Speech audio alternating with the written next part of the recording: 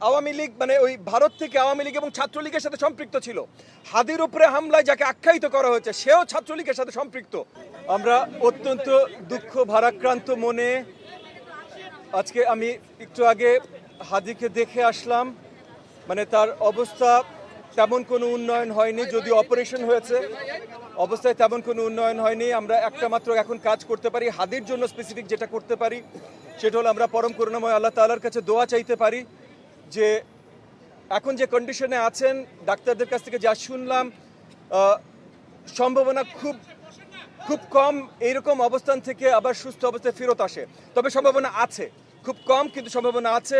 তো আমরা সবাই দোয়া রাখতে পারি। একই সাথে হাদির যে প্রচেষ্টা ছিল যে বাংলাদেশের রাজনীতিকে এই ধরনের সংঘাত বা যে কোনো ধরনের আপনার টেররিজম এইগুলা থেকে দূরে নিয়ে আসা এবং জনগণের কাছে জনগণের সাথে সম্পৃক্ত হতে পারা, জনগণের জন্য জোর গলায় কথা বলতে পারা, সেইটাকে উজ্জীবিত রাখতে হবে, সেটাকে বাঁচিয়ে রাখতে হবে। আমাদের কাছে পরিষ্কার যে হাদির উপরে যে আক্রমণ হয়েছে এটা পুরনো ফ্যাসিবাদের যে শক্তি ছিল তারা নতুন আরো অনেকের সাথে হয়তো মিলিত হয়েছে, হয়তো তাদের যে পেশি শক্তি ছিল, তাদের যে অর্থনৈতিক শক্তি ছিল সেগুলো তারা অপব্যবহার করছে। সেগুলোর মাধ্যমে আজকে হাদির উপরে বা গতকাল হাদির উপরে এই আক্রমণ হয়েছে। এবং এই আক্রমণ শুধু হাতির উপরে না, আমাদের সকলের উপরে। কারণ এটা আমরা ধরেই নিতে পারি শুরু মাত্র, কিন্তু এই শুরু থেকে আমরা অন্য কোথাও এটা যেতে দিতে পারি না। সরকারের অনেক বড় দায়িত্ব আছে, সরকারের দায়িত্ব ছিল হাদির উপরে যেন এই ধরনের আক্রমণ হতে না পারে। কারণ এমন খুব শক্তভাবে তৈরি করে বিদেশি শক্তি এনে বা অনেক কিছু করে হাদির উপরে আক্রমণ কিন্তু হয়নি। পরিচিত ফোর্সেসের মাধ্যমে, পরিচিত সন্ত্রাসীর মাধ্যমে এই ঘটনাটা ঘটানো হয়েছে। তো এইটা আসলে হয়তো আগে থেকেই বন্ধ করা যেতে পারত, কিন্তু আমাদের সরকার করে নাই।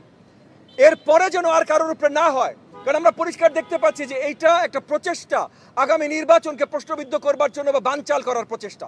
এই প্রচেষ্টা করে কারা লাভবান হতে পারে, তাহলে তারাই এটার সাথে সম্পৃক্ত। সো তাদেরকে থামানোর জায়গা থেকে আমাদের সকলকে কাজ করতে হবে। আমরা হাদির জন্য দোয়া রাখবো।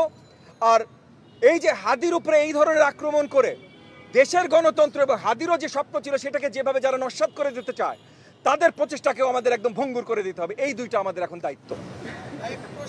জি জি, আমার মনে হয় ওইটা যেহেতু এগেন আওয়ামী লীগ মানে ওই ভারত থেকে আওয়ামী লীগ এবং ছাত্রলীগের সাথে সম্পৃক্ত ছিল।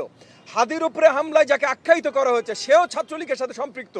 আমি একেবারেই অবাক হব না যদি পুরো একই সূত্রে গাঁথা থাকে। এবং যেটা আমি নিজেও মনে করছি যেটা শুধুমাত্র হাদির উপরে হামলা না, বাইরের আগেরটা আরো হালকা যে আমি বেঁচে গেছি, বাট শুধুমাত্র আমার উপরে হামলা ছিল না, এটা তাদের পরিকল্পিত হয়তো বড় একটা প্ল্যানের অংশ যেন আগামী নির্বাচনটা বানচাল করে দেওয়া যেতে পারে।